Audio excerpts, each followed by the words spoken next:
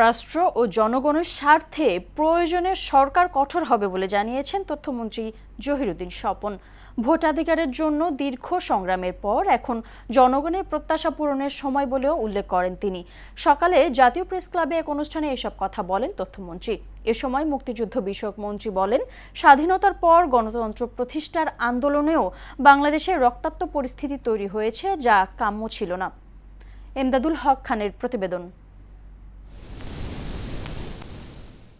আমরা জিয়া পরিবার ও photo journalist অ্যাসোসিয়েশনের যৌথ উদ্যোগে ফ্যাসিবাদের 15 বছর ও 24-এর গণ অভ্যুত্থান নিয়ে আলোচনা সভা ও আলোকচিত্র প্রদর্শনীর আয়োজন করা হয়।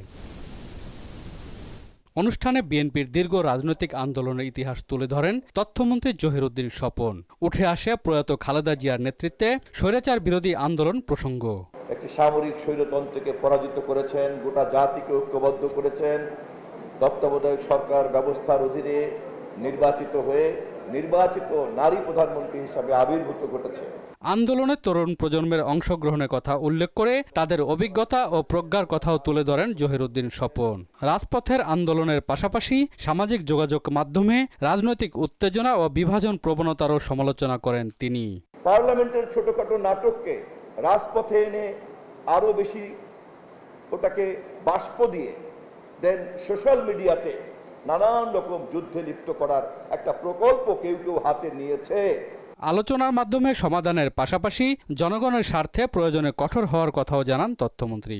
যারা সমস্যা তৈরি করবেন আমরা তাদের সঙ্গে গঠনমূলকভাবে সমাধানের চেষ্টা করব, কিন্তু আঙুল যদি বাঁকা করতে হয় রাষ্ট্রের প্রয়োজনে, দেশের প্রয়োজনে, জাতির প্রয়োজনে, জনগণের প্রয়োজনে, সরকারকে তো অবশ্যই তা করতে হবে। আর স্বাধীনতার পর গণতন্ত্র প্রতিষ্ঠার আন্দোলনে বাংলাদেশে রক্তাক্ত পরিস্থিতি তৈরি হয়েছে, যা সাধারণ মানুষ কল্পনাও করেনি বলে মন্তব্য করেন মুক্তিযুদ্ধ বিষয়ক মন্ত্রী। মুক্তিযুদ্ধের মধ্য দিয়ে যে দেশটা স্বাধীন হয়েছে সেই দেশে গণতন্ত্র প্রতিষ্ঠা করতে গিয়ে এভাবে রণাঙ্গনের মতো রক্তাক্ত পরিস্থিতি তৈরি হবে, এটা বোধহয় বাংলাদেশের মানুষ কল্পনা করেনি। অতীতের নির্যাতন ও ফ্যাসিবাদের ভয়াবহতা অনুভব করে ভবিষ্যতে এমন পরিস্থিতি যাতে আর না আসে সেজন্য প্রতিজ্ঞাবদ্ধ হওয়ার আহ্বানও জানান তিনি। আর যেন অন্যদিন এই ধরনের ফ্যাসিবাদ বাংলাদেশকে সবল মারতে না পারে, তার জন্য আমরা প্রতিজ্ঞাবদ্ধ। এমদাদুল হক খান, মহানগর সংবাদ, ঢাকা।